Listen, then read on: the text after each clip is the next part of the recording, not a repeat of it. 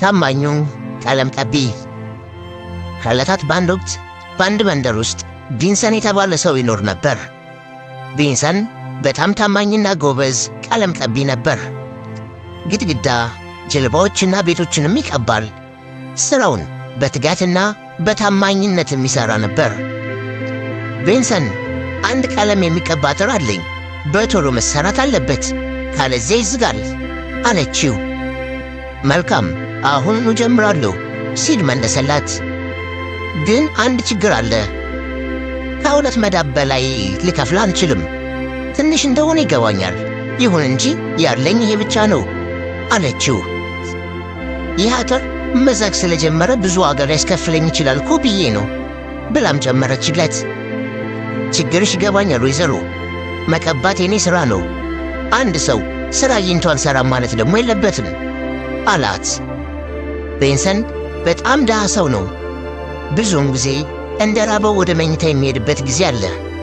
ይሁን እንጂ ከሥራዎቹ ተጨማሪ ገንዘብ ጠይቆ አያውቅም። ቀኑን ሙሉ ሲሠራ ውሎ በሚያገኘው ረክቶ ነበር ወደ ቤቱ የሚመለሰው። አንድ ቀን በጣም ሀብታም የሆነ ነጋዴ ሰው ለጉብኝት መጣ። እሱና ቤተሰቦቹ በመንደር ውስጥ ጥቂት ለመቆየትም መጡ። ነጋዴውም በአንድ ውብ ሰረገላ ወደ መንደሩ ገቡ። ብዙ ሰረገላዎችም ተከትለውታል። በሚቀጥለው ቀን ነጋዴው ሰው ቪንሰንን አስጠራው። ቪንሰንም ወደ ነጋዴው ቤት እየሄደ እያለ ጓደኛውን አገኘው። ኦ ቪንሰን፣ ወዴት ነው የምትሄደው ሲል ጠየቀው። እንዴት ነቱም? ወደ ነጋዴው ቤት እየሄድኩ ነው፣ ትንሽ ሥራ ሊሰጠኝ ነው መሰለኝ ብሎ መለሰለት። ስማ፣ እሱ በጣም ሀብታም ሰው ነው። ይህ በጣም ትልቅ ዕድል ስለሆነ ሌሎችን ከምታስከፍለው ይልቅ ልታስከፍለው ትችላለህ። ችግር የለውም፣ እሱ የገንዘብ ችግርም የለበትም፣ ይከፍላል አለው ጓደኛው። አይ ቶሚ፣ ይህ ትክክል አይደለም። ሌሎችን ከማስከፍለው የበለጠ አላስከፍለውም። ያ ማታለል ነው። ሥራዬ እንደወደደው ሰው ራሱ ሊከፍለኝ ይችላል። እኔ ግን ታማኙኝ ትክክለኛውን ሂሳብ መናገር ይኖርብኛል አለው። አንተ ጓደኛዬ ነህ ቪንሰን፣ ታማኝነትህን አደንቃለሁ። ግን ታማኝነት ምግብ አይሆንም። ሁልጊዜ በትጋት ትሠራለህ፣ ግን የዚህ ሰፈር ሰዎች ለአንተ አይከፍሉም። ቢያንስ ለምትሠራው ሥራ 5 የወርቅ ሳንቲም ያስፈልጋል አለው። 5 የወርቅ ሳንቲሞች አይሆንም። ማንም 5 የወርቅ ሳንቲሞች እንዲከፍሉኝ ጠይቄ አላውቅም። ለእኔ ያለህን ሐሳብ አውቃለሁ ወንድሜ፣ ነገር ግን በማገኘው ነገር በጣም ደስተኛ ነኝ፣ ያለኝ ይበቃኛል ሲለው፣ ጥሩ ድርሻዬን ተወጥቻለሁ አለው ጓደኛው። ቪንሰን ከጓደኛው ተለይቶ ሄደ። ለእሱ አስቦ እንደሆነ ገብቶታል። ወደ ሀብታም ሰው ቤትን በደረሰ ጊዜ በጣም ተደንቋል።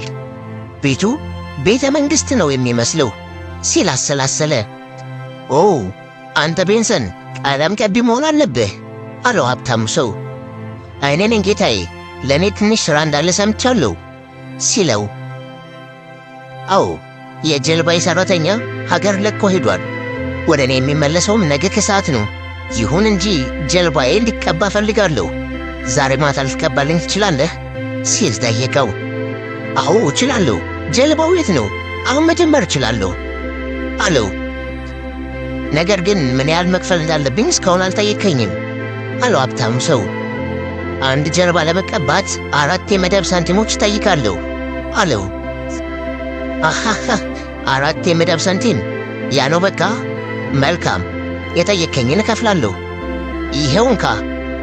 ጀልባው ወንዙ አጠገብ ነው። ሰርተህ ስትጨርስ አስጠራኝ አለው ሀብታሙ ሰው። ቪንሰን ገንዘቡን ተቀብሎ ወደ ገበያ ከሄደ በኋላ ቀለም ገዛ። ከዛም ምንም ደቂቃ ሳያባክን ወደ ወንዙ ሄደ። ሥራውንም ሊጀምር ሲል በጀልባው መሃል ላይ ትልቅ ቀዳዳ አየ።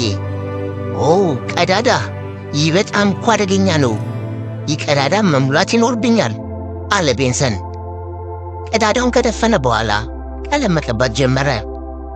ያለ ምግብ ብዙ ሰዓታት ሠራ። በመጨረሻም አለቀለት። ከዛም ነጋዴው ጀልባውን እንዲያይ አስጠራው። ኦ ይህ በጣም አስገራሚ ነው። ሥራህ እጅግ በጣም መልካም ነው። እንካ እነዚህን 4 የብር ሳንቲሞች ለአንተ ይገባሃል። ሌላ የምቀባ ነገር ሲኖር በመጀመሪያ የምጠራው አንተን ነው አለው ሀብታሙ ሰው። አንተ በጣም ደግ ሰው ነህ ጌታዬ ብሎ ተሰናበተ። በሚቀጥለው ቀን የነጋዴ ቤተሰቦች በጀልባው ተሳፍረው ሽርሽር ወጡ። ከዛም ነጋዴ ወደ ቤቱ ሲመለስ የጀልባ ሠራተኛውን አገኘው። ጌታዬ 1 ሳምንት ወደዚህ ቀድመህ መጣህ አለው። አዎ እውነት ነው፣ ቤተሰቦቼ ወደዚህ መጥቼ መንደሩን እንድጎበኝ ጠየቁኝ። አሁን ነው የመጀመሪያ ሽርሽራቸውን ሊያደርጉ የወጡት አለው። አረ ልንመልሳቸው ይገባል አለው። ለምን እንደዚህ ተጨነቅ? በመንደር ውስጥ የታወቀውን ቀዛፊ እንዲቀስፍላቸው የሰጠሁት ለሱ ነው። ሁሉም ነገር እኮ ሰላም ነው ብሎ መለሰለት። ጌታዬ የጀልባው ወለል ከስር ተቀዷል። ዛሬ ቤተሰብ ይሰምጣሉ፣ እጠግናለሁ እኮ ብዬ ረስቼው ነው አለው። ምን? ወይኔ ሚስቴ፣ ወይኔ ልጆቼ አለ ባለሀብቱ። ባለሀብቱና የጀልባው ሠራተኛ ፈጥነው ወደ ሐይቁ ሄዱ። ይሁን እንጂ ጀልባው ፈጽሞ አይታይም። ለ1 ሰዓት ያህል ፈለጉ። ጄምስ፣ ሊሊ፣ እትዬ ይሰሙኛል እያሉ ጮኹ። ነገር ግን ምላሽ የለም። ባለሀብቱ ሰው እዛው ተቀምጦ አለቀሰ። ምን ኃጢአት ሠራሁ? ቤተሰቦቼ በዛ ጀልባ እንደሄዱ ማድረግ አልነበረብኝም እያለ ምርር ብሎ አለቀሰ። በዚያም እያሉ ሚስቱ፣ ልጆቹ በዛ ጀልባ ተመልሰው መጡ። ምን ተፈጠረ ውዴ? ለምን ታለቅሳለህ? አለችው። ሁላችሁም እንኳን ደህና መጣችሁ። በጀልባው መካከል ላይ ትልቅ ቀዳዳ ነበር። ሁላችሁም አጥቻችሁ ነበርኩ አለ ሀብታሙ ሰው። ጀልባው ምንም ቀዳዳ የለውም፣ ልክ እንደ አዲስ ነው አለው ቀዛፊው። ሰላም ስለሆናችሁ ደስ ብሎኛል። ነገር ግን ይህ እንዴት ሊሆን ቻለ? በዚህ ጀልባ መሃል ትልቅ ቀዳዳ ነበረ። ልጠግነውም አስቤ እኮ ጊዜ አላገኘውም ነበር። ማን ጠግኖት ይሆን አለ። ባለሀብቱ ሰውዬ ጥቂት አሰበ። ወዲያውም የሆነ ነገር መጣለት። ቢንሰን በአስቸኳይ አስጠራው። ቢንሰንም ወደ ባለሀብቱ ሰው ቤት ተመልሶ መጣ። ቢንሰን ይህንን ውሰድ የኔ ወዳጅ አለው። ምንድነው ይሄ? ምን ይሆን ሲል ጠየቀ። ይሄ አንተ ሽልማት ነው፣ 100 የወርቅ ሳንቲሞች ብሎ መለሰለት። ምንድነው አለ። ለመልካም ሥራና ለታማኝነት የተሰጠ ሽልማት። ዛሬ ቤተሰቤን ሕይወት አተርፈሃል። ቢንሰን በዛ ጀልባ ላይ የነበረን ቀዳዳ ደፍነሃል። ያ የአንተ ሥራ እኮ አልነበረም። ከዛም አልፎ ስለ ሠራው ሥራ ክፍያም አልጠየከኝም አለው። ግን እኮ ጌታዬ፣ አንድ ትንሽ ቀዳዳ ለመድፈን 100 የወርቅ ሳንቲሞች በጣም ብዙ ክፍያ ነው። ሌላ ከዳንከው ሕይወት ጋር ሲነጻጸር ግን ምንም አይደለም። ውሰዶ ቢንሰን ብሎ መለሰለት። ቢንሰን ያጋጠመውን ዕድል ማመን አልቻለም። እስከ ትላንት ድረስ ለዕለት ጉርሱ የምትሆነውን ቀለም በመቀባት የሚያገኝ ሰው ዛሬ ወርቅ አገኘ። ከዛ ቀን ጀምሮ ቢንሰን ባዶ ሆዱን ተኝቶ አያውቅም። ምክንያቱም ለታማኝነቱ ሽልማት አግኝቶ ነበር።